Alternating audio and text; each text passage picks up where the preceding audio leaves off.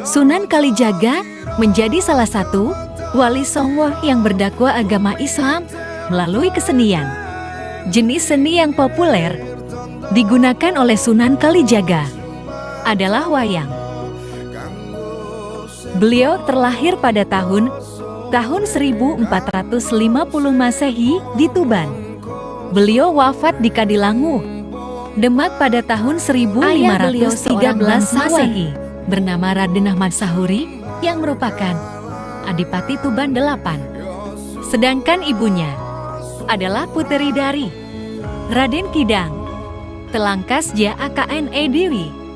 Karena kemampuannya memasukkan pengaruh Islam ke dalam tradisi dan budaya Jawa, maka beliau termasuk wali yang sangat penting. Salah satu karya yang fenomenal adalah suluk tembang lirik Ilur, dikenal sampai sekarang. Terkait akan asal-usul beliau, ternyata terdapat dua pendapat yang berbeda. Pendapat pertama mengatakan bahwa Sunan Kalijaga adalah keturunan Arab dan Jawa asli. Sementara pendapat lain yang didasarkan pada babat tanah Jawi mengungkapkan bahwa Sunan Kalijaga adalah orang Arab. Bahkan jika dirunut akan silsilah dari kakeknya, Sunan Kalijaga masih memiliki silsilah dengan Abbad bin Abdul Muthalib, paman dari Nabi Rasulullah SAW. Dalam beberapa sumber menyebutkan bahwa masa muda dari Sunan Kalijaga ini terdapat dua versi.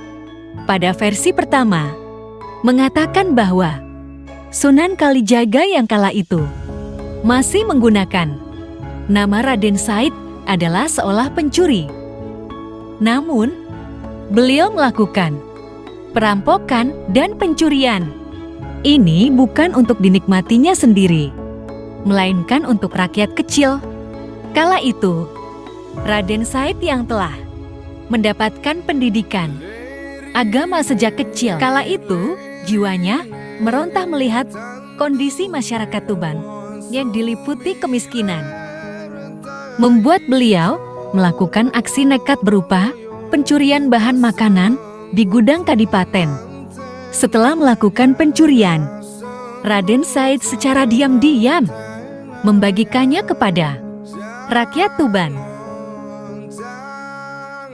Namun, aksi tersebut diketahui oleh penjaga kadipaten hingga menyebabkan beliau mendapatkan hukuman berupa pengusiran dari Tuban.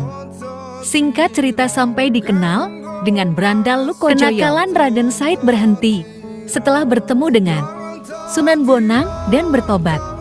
Berdasarkan serat Lokajaya, kala itu Raden Said tengah bersembunyi di hutan sambil mengintai calon mangsa yang lewat. Kebetulan saat itu Sunan Bonang lewat dengan membawa tongkat yang dilihatnya berbalut emas. Akhirnya Sunan Kalijogo mendekatinya dan berusaha merampasnya. Dengan karomah yang dimiliki Sunan Bonang, akhirnya Brandal Lokojoyo pun tidak berkutik menyerah. Yang akhirnya bertaubat kepada Allah dengan meminta izin untuk diangkat jadi murid Sunan Bonang.